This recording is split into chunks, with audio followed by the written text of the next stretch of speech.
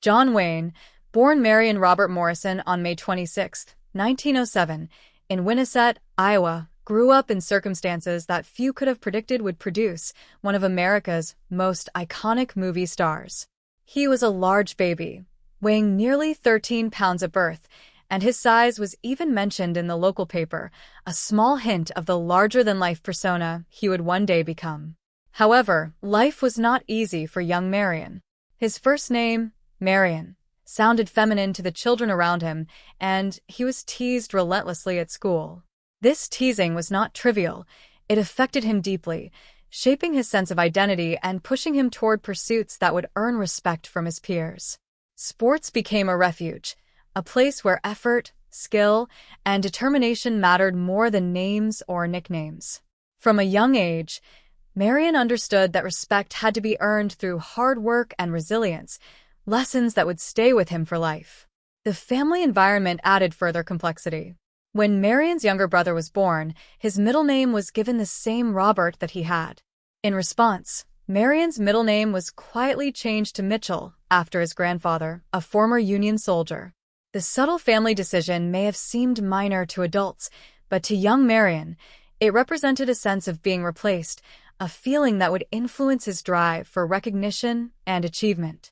Even small details, like a studio publicist later misspelling his middle name as Michael, reflected the larger pattern of how he had to shape his identity constantly. At age 4, his family moved from Iowa to Southern California for his father's health, first to a small ranch in the Mojave Desert and later to Glendale, California, where they faced financial challenges. Marion worked delivering medicines, selling newspapers, and performing other tasks that taught him that effort was essential to survival and that pride alone would not sustain a life. It was also during this period that the nickname Duke became attached to him. Walking to school with his beloved Airedale Terrier, neighbors nicknamed the dog Big Duke and Marion Little Duke. Over time, the nickname simplified to Duke, a name that carried strength, respect, and a new identity. The adoption of this moniker symbolized the emergence of the persona that would dominate Hollywood screens and American imagination for decades. Duke's teenage years were marked by both physical growth and leadership development. He shot up to 6 feet 4 inches in height and weighed approximately 170 pounds in high school, a build that made him an impressive figure among peers. At Glendale High School, he excelled in football and displayed leadership qualities that extended beyond athletics. He served as class president and as sports editor of the school newspaper, demonstrating organizational skills and initiative. Football, in particular, became a gateway to higher education. Duke initially aspired to attend the Naval Academy, but did not succeed in gaining admission. Instead, he received a scholarship to the University of Southern California, USC, in 1925, an opportunity that he embraced with determination. Life, however, had unexpected setbacks. In the summer of 1926, during the off-season, Duke went body surfing at Newport Beach and suffered a severe shoulder injury. The injury prevented him from playing football at the level USC required and ultimately caused him to lose his scholarship. This single wave altered the trajectory of his life, forcing Duke to leave the university. It was a moment of both fear and disappointment, as he was terrified of revealing the true cause of his injury to his coach, a fear that compounded the consequences. Despite this setback, Duke relied on the resilience he had cultivated since childhood. He took work in the film industry, performing unglamorous tasks such as hauling furniture, moving equipment, and working as a prop man at Fox Film Corporation. Occasionally, he also worked as an extra and performed stunt work, gaining practical experience on set. These early experiences, though laborious, positioned him within the world of cinema and provided the foundation for his eventual breakthrough. Director John Ford noticed him during this period, recognizing a presence and natural weight on camera that could not be taught, qualities that would distinguish Duke in his future roles. Duke's early career in Hollywood was marked by both opportunity and difficulty. In 1930, he was cast by director Raoul Walsh in The Big Trail, a film for which Fox Studios gave him the screen name John Wayne. The new name was intended to convey strength, clarity, and memorability, qualities that would become hallmarks of his public persona. Unfortunately, the timing of the film's release coincided with the early years of the Great Depression. The movie utilized a widescreen format that most theaters could not accommodate, and as a result, the film failed commercially. This failure was significant. It could have ended Duke's career before it began.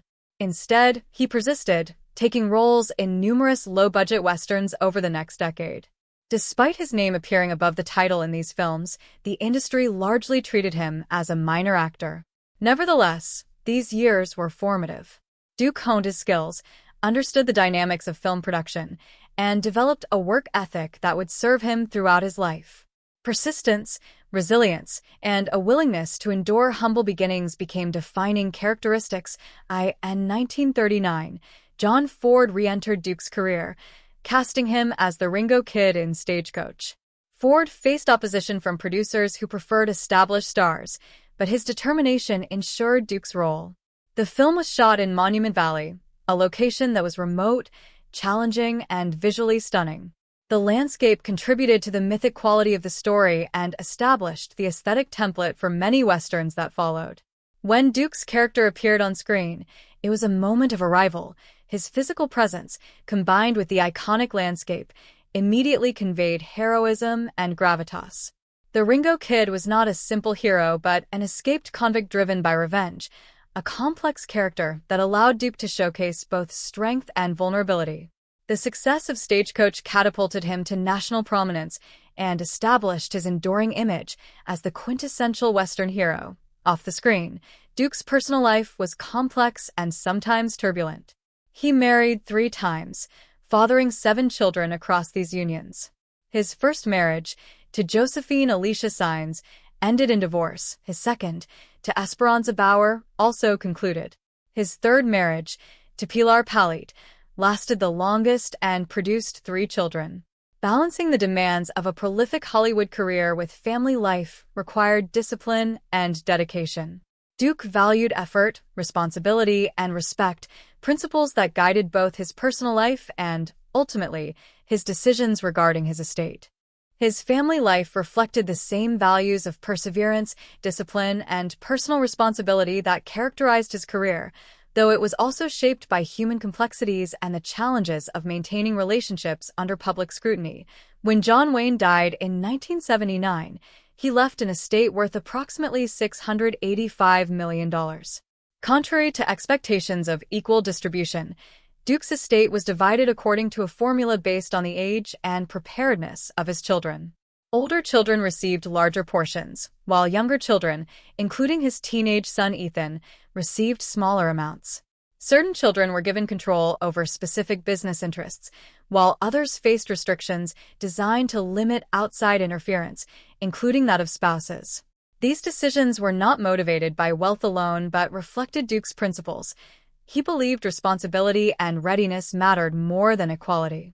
This approach shocked many family members and observers alike, as it deviated from traditional inheritance norms. To Duke, fairness meant ensuring that his legacy was in the hands of those capable of managing it responsibly, a reflection of the discipline and values he had lived by throughout his life. John Wayne's legacy extends beyond his estate and Hollywood fame. His life was defined by resilience, ambition, and personal philosophy. From Marion Morrison to Duke, he transformed challenges into opportunities, setbacks into lessons, and personal trials into public triumphs. His contributions to cinema, particularly the Western genre, created a lasting cultural impact, while his approach to family and legacy highlighted a commitment to responsibility and preparedness. Duke's story illustrates that personal character, effort, and resilience often shape outcomes more profoundly than fortune or circumstance. Even decades after his death, John Wayne's life and decisions continue to captivate, offering insight into a man who lived on his own terms, leaving a complex but inspiring legacy for his children, his fans, and American culture at large. John Wayne, born Marion Robert Morrison on May 26, 1907, in Winterset, Iowa, came into the world under extraordinary circumstances. A huge baby weighing 13 pounds, his birth even made it into the local newspaper, a small yet memorable hint that this child might one day leave a mark. But life in Iowa was not simple for Marion. From a young age, he faced teasing and ridicule. His first name, Marion, sounded feminine to the other children, and being called by that name made him a target of constant jokes. These early experiences shaped him profoundly, instilling in him the drive to earn respect through tangible achievements rather than words or appearances. Sports became his sanctuary, a place where effort and toughness mattered. Football, baseball, and other athletic pursuits offered Marion the chance to develop a reputation based on merit, building the foundation for a persona that would later dominate Hollywood screens. Family dynamics added another layer of complexity. When his younger brother was born, he was given the middle name Robert, the same middle name Marion had. In response, Marion's middle name was changed to Mitchell, honoring his grandfather, a Union soldier. Although subtle, this decision gave young Marion a persistent sense of displacement and the feeling that he needed to prove his worth to be noticed. These experiences, teasing, identity shifts, and early challenges, shaped the man who would grow into John Wayne. The adoption of the nickname Duke, given to him in childhood because of his Airedale Terrier, provided a symbol of strength, stability, and identity. Walking with the dog through the streets of Glendale, California, young Marion felt a sense of safety and belonging for the first time. Duke was no longer just a nickname. It became a shield, a name that carried confidence and an aura of toughness, foreshadowing the persona he would project as an adult and as a screen icon. Duke's teenage years were marked by growth, physically, mentally, and socially. He shot up to 6 feet 4 inches, an imposing figure in high school, weighing around 170 pounds. At Glendale High School, he became a prominent athlete, playing football at a high level and demonstrating remarkable leadership skills. He served as class president and was the sports editor of the school newspaper, balancing academics, leadership, and athletics with ease. Football became his ticket to higher education. He originally aimed for the Naval Academy, but did not gain admission. Instead, he secured a scholarship to the University of Southern California, USC, which he eagerly embraced as an opportunity to advance academically and athletically. His time at USC, however, was not without challenges. During the summer of 1926, he suffered a severe shoulder injury while body surfing at Newport Beach. This injury not only prevented him from playing football at USC's required level but ultimately caused him to lose his scholarship. This moment was pivotal, reshaping the trajectory of his life. One wave ended the future he had envisioned, but Duke's response demonstrated the resilience he had developed over years of adversity. Turning to work at Fox Film Corporation, he performed physically demanding tasks, including hauling props, moving equipment, and serving as a stuntman and extra. Though far from glamorous, these early experiences introduced him to the rhythms of Hollywood and allowed him to observe filmmaking from the ground up. It was during this period that John Ford, one of the most influential directors of the era, noticed Duke. Ford saw something in him beyond physical presence, a natural weight on camera, a calm authority that could not be taught, and the kind of authenticity that made for a compelling screen presence. By 1930, Duke's career took a significant step when he was cast in The Big Trail by Raoul Walsh. The studio changed his name to John Wayne, a name chosen for its simplicity, strength, and memorability. Unfortunately, the timing of the release coincided with the onset of the Great Depression. The film was shot in an early widescreen process, but theaters were unprepared for the new technology, and the movie flopped. Despite the setback, Duke persisted, taking on dozens of low-budget westerns over the following decade. Even though his name sometimes appeared above the title, the industry largely regarded him as a minor player, a man stuck on the wrong floor of Hollywood's hierarchy. However, these years were formative, teaching him endurance, work ethic, and the art of performing under challenging circumstances. He learned to convey presence and authority on screen, qualities that would define his persona as the quintessential Western hero. Duke's time in these films also exposed him to the inner workings of production, helping him build a foundation that allowed him to navigate the Hollywood system with skill and insight. The turning point came in 1939 when John Ford cast Duke as the Ringo Kid in Stagecoach. Studio executives initially resisted, favoring established stars, but Ford insisted. The film was shot in Monument Valley, whose dramatic landscape became integral to the film's mythic quality. The isolation and beauty of the location enhanced the storytelling, giving the Western genre an aesthetic standard that influenced countless films thereafter. Duke's entrance as Ringo Kid was more than a simple scene.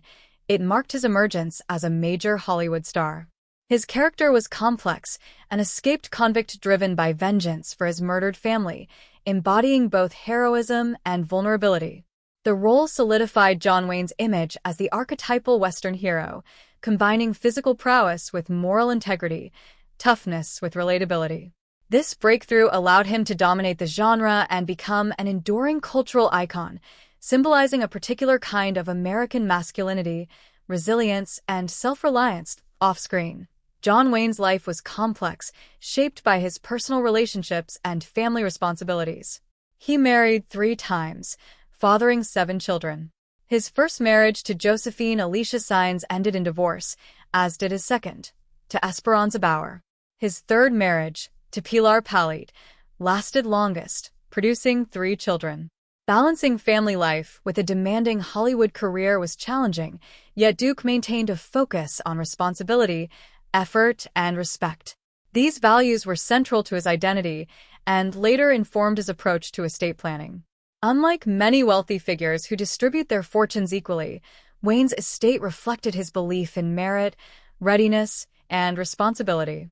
His choices shocked some family members and outside observers alike, illustrating that John Wayne's principles often prioritized character and capability over conventional fairness.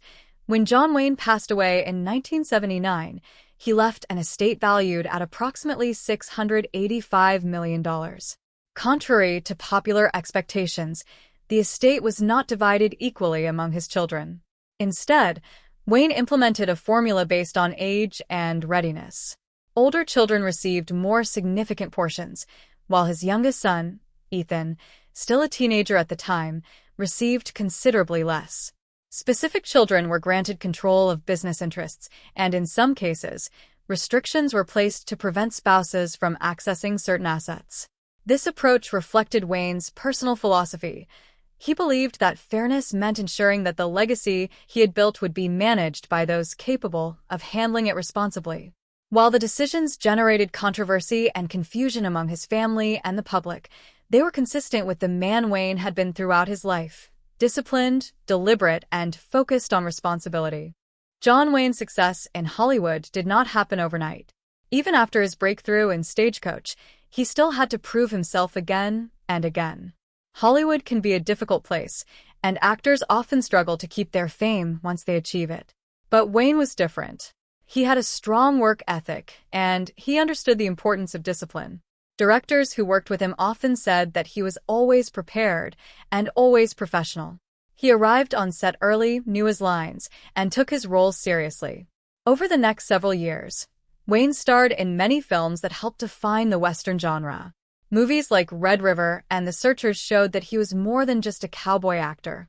These films gave him the chance to play characters with deeper emotions and complex personalities. In Red River, he played a powerful cattle rancher whose stubborn personality causes conflict with the people around him. In The Searchers, he portrayed a man searching for his kidnapped niece across the American frontier, a role that many critics believe was one of the best performances of his career. These movies proved that Wayne could handle serious dramatic roles, not just action scenes or gunfights. By the 1950s and 1960s, Wayne had become one of the biggest stars in Hollywood. His tall frame, deep voice, and confident walk became instantly recognizable around the world.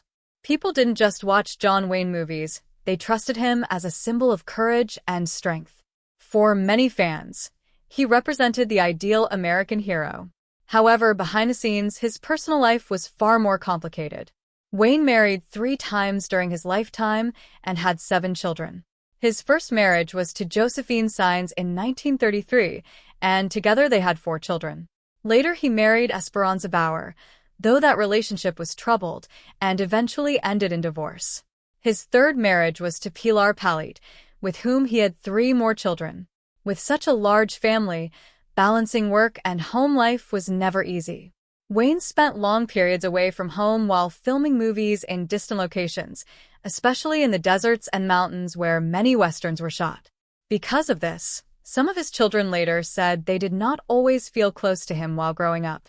Despite this distance, Wayne still cared deeply about his family and believed strongly in teaching his children responsibility. He often said that success should be earned through hard work, not simply given. This belief would later become very important when he decided how his estate would be divided. By the late 1960s, Wayne had achieved something that very few actors ever accomplish: lasting fame. He had appeared in more than 150 films and had worked with some of the most respected directors in the film industry. In 1970, he even won an Academy Award for his performance in True Grit, where he played the tough but aging U.S. Marshal Rooster Cogburn.